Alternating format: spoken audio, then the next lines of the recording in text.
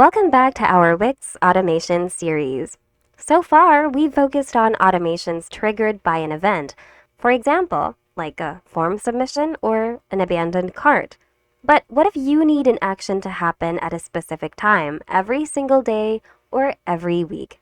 That's where the scheduled time trigger comes in. This powerful trigger is perfect for tasks like sending a weekly sales report to your team, updating stock data overnight, or just simply sending out regular emails. In this video, we'll show you exactly how to set up an automation to run on a precise schedule. Let's get started. On your site's dashboard, go to the left and look for Automations. Click on Create Automation.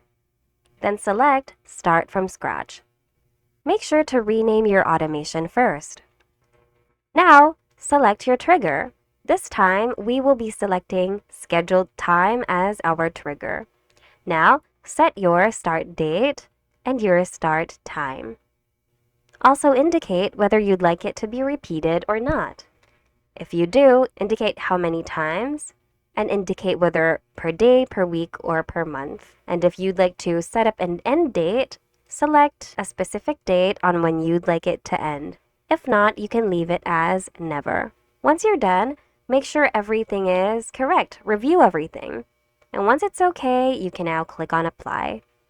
Great! So we've successfully set up our schedule trigger. Now let's add an action. Click on this blinking plus button and click on Action. For a scheduled automation, a common action is to notify your team or send an email, but it's entirely up to you and what you'd like to automate or what your goal is. Once you select an action, you're going to need to set up its details and settings here on the left panel. And depending on the action you select, the things you're going to need to set up here on the left will vary. So what you're seeing in my case might be different from what you're seeing depending on which action you selected.